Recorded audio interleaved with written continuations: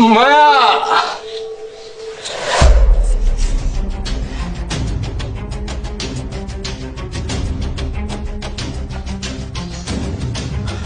এই কি ব্যাপার?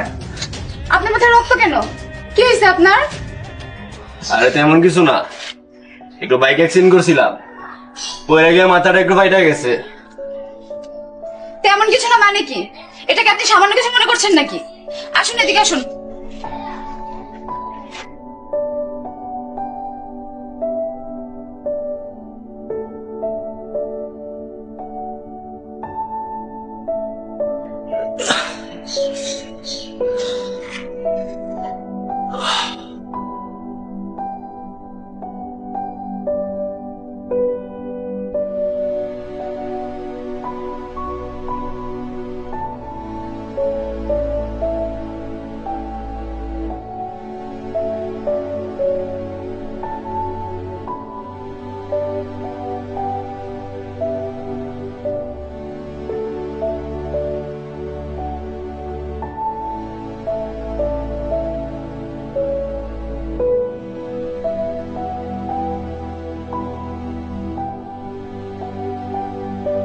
আপনারা আজকালকার ছেলেরা যে বাইক চালানোর সময় কি দেখেন আর কি যে ভাবেন, আচ্ছা বলুন তো, আপনারা সব ছেলেরাই কি এমন রাস্তার মেয়েদের দিকে হা করে তাকিয়ে থেকে বাইক চালান আর অ্যাক্সিডেন্ট করেন? ওই মায়া, অন্য সব ছেলেরা কি ভাবে, কি করে, কি দেখে বাইক চালায় তা আমি জানি না, আর জানতেও চাই না। এই মুন্না সবসময় মায়েরই দেখে, আর সবসময় মায়েরই নিয়ে ভাবে, আর তারই দেখতে ইচ্ছা করে সব সময়। এই মায়ের নিয়ে আপনার আর ভাবতে হবে না, দেখতে হবে না। আপনি নিজেকে নিয়ে ভাবেন আর নিজেকেই দেখেন। ইস, কি অবস্থাটাই না করছেন। যান, তাড়াতাড়ি বাড়িতে যান আর নিজের যত্ন নেন। আপনি সুস্থ হওয়ার আগ পর্যন্ত আপনার জন্য রংবাজি করতে না দেখি। আরেকটা কথা, আজকের পর থেকে আমি কিন্তু আপনার খোঁজ খবর নেব, আপনি সুস্থ হয়েছেন কিনা তা জানবো। আজকে তাহলে আমি যাই, কেউ দেখলে আবার ঝামেলা লেগে যাবে।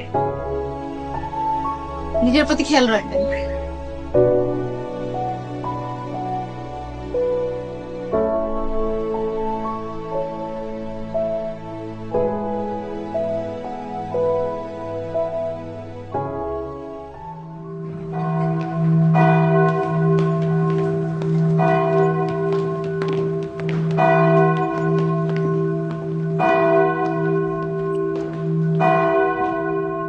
কালাম গরো, আমরা তো চলে আসছি।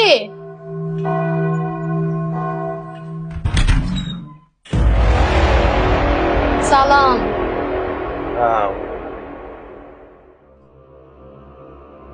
মুখজান, একদিন বাদ এই কালাম রে মনে পড়লো, তোরা তো আমার ভুলাই গেছ। না গুরু, আপনারা আমি বলি নাই। আমি একটা ঝামেলায় ছিলাম, কিন্তু আপনার তো উচিত ছিল শিষ্যদের খোঁজ খবর নেওয়া। কই, আপনি তো নিলেন না। তোমাকে কি মনে হয় আমি তোমাকে খোঁজ খবর রাখি নাই? আমি তোমাকে খোঁজ খবর ঠিকই রাখছি। সামান্য চামতা হইয়া মুন্না মোর্শেদ মাইরা দিল। তোমরা কি করছো সব? তোমরা কি সব আসলা? গুরু, মুন্না খুব ভয়ানক, ওর সামনে তো কিছু করা যাইব না।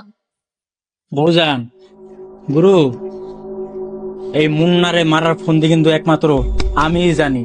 হ্যাঁ, কিন্তু এই পৃথিবীতে একমাত্র মায়ের প্রতি আসক্ত কেউ নাই।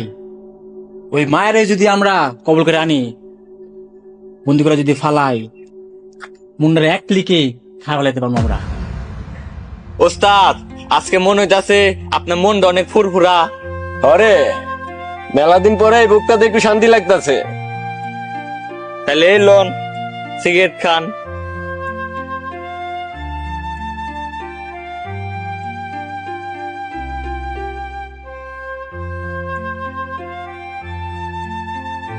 ভাই, ভাবি আসতেছে। দিঘা।